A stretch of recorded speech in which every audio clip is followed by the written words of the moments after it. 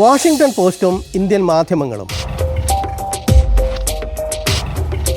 ഇന്ത്യയിൽ സർക്കാരും വൻകിട കമ്പനികളും തമ്മിലുള്ള അതിരുവിട്ട ചങ്ങാത്തത്തെപ്പറ്റി ഒരു അന്താരാഷ്ട്ര പത്രത്തിൽ വാർത്ത വന്നാൽ അത് റിപ്പോർട്ട് ചെയ്യാൻ നാട്ടിലെ മാധ്യമങ്ങൾ മത്സരിക്കുമായിരുന്നു മുൻപ്. ഇന്ന് പക്ഷേ അങ്ങനെയല്ല. ഒക്ടോബർ 25 വാഷിംഗ്ടൺ പോസ്റ്റിൽ ഇങ്ങനെയൊരു വാർത്ത വന്നു, എക്സ്ക്ലൂസീവ് എന്ന മുദ്രയോടെ. ഗൗതം അദാനിയുടെ കമ്പനികളിൽ 400 കോടിയോളം ഡോളർ നിക്ഷേപിക്കാൻ ഇന്ത്യയിലെ സർക്കാർ സംവിധാനങ്ങൾ വഴി LICക്ക് മേൽ സമ്മർദ്ദമുണ്ടായി എന്ന നിലക്കാണ് ഔദ്യോഗിക രേഖകൾ ഉദ്ധരിച്ചുകൊണ്ട് വാഷിംഗ്ടൺ പോസ്റ്റ് റിപ്പോർട്ട് ചെയ്തത്. ആരോപണങ്ങളിൽ കഴമ്പുണ്ടോ എന്നറിയില്ല. എന്നാൽ നിതി ആയോഗ് അടക്കമുള്ള സർക്കാർ സംവിധാനങ്ങൾ മൗനം പാലിച്ചു. LICയുടെ പേരിൽ ഒരു നിഷേധക്കുറിപ്പ് ഇറങ്ങുകയും ചെയ്തു. പതിവനുസരിച്ചാണെങ്കിൽ വാഷിംഗ്ടൺ പോസ്റ്റ് വാർത്ത ആ പത്രത്തെ ഉദ്ധരിച്ചുകൊണ്ട് മറ്റു മാധ്യമങ്ങൾ റിപ്പോർട്ട് ചെയ്യും. വിദേശ മാധ്യമങ്ങൾ അങ്ങനെ ചെയ്തു, ടൈം മാഗസിനും ബ്ലൂംബർഗും പോലുള്ളവ അടക്കം. ഇങ്ങ് ഇന്ത്യയിൽ വാർത്തക്കൊപ്പം വരാൻ പാകത്തിലാണ് LICയുടെ നിഷേധക്കുറിപ്പ് വന്നത്. ഇവിടെ ഒരു കാര്യം ശ്രദ്ധേയമാണ്.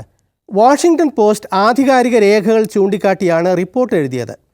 എന്നാൽ LICയുടെ നിഷേധമാകട്ടെ ഒരു നാഥനില്ലാ രചനയാണ്.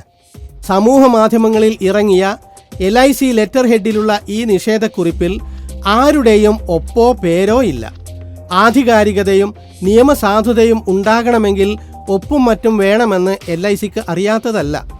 പക്ഷേ ഈ നിഷേധത്തിൻ്റെ ഉത്തരവാദിത്തമേൽക്കാൻ ആരും തയ്യാറില്ല എന്ന് വേണം കരുതാൻ. രേഖകൾ എടുത്തു പറഞ്ഞുള്ള ആരോപണം, ആധികാരികത ഇല്ലാത്ത നിഷേധം.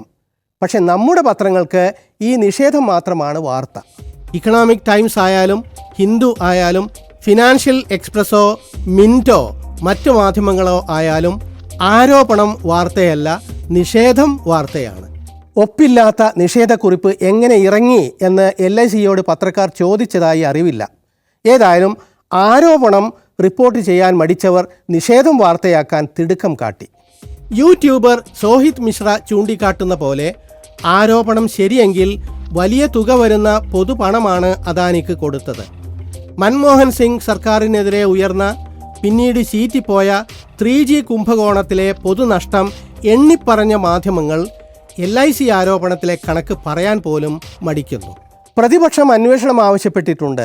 ആരോപണം ശരിയാകട്ടെ തെറ്റാകട്ടെ, മാധ്യമങ്ങൾ കോർപ്പറേറ്റ് ചങ്ങാത്തത്തിൽ സർക്കാരിനോട് മത്സരിക്കുന്ന പോലെ തോന്നുന്നു. ഈ ലക്കം മീഡിയ സ്കാൻ തീരുന്നു. വിശേഷങ്ങളും ദൃശ്യങ്ങളും mediascan@mediaonetv.in എന്ന വിലാസത്തിൽ അയക്കാം. പഴയ ലക്കങ്ങൾക്ക് Media One വെബ്സൈറ്റ് സന്ദർശിക്കുക.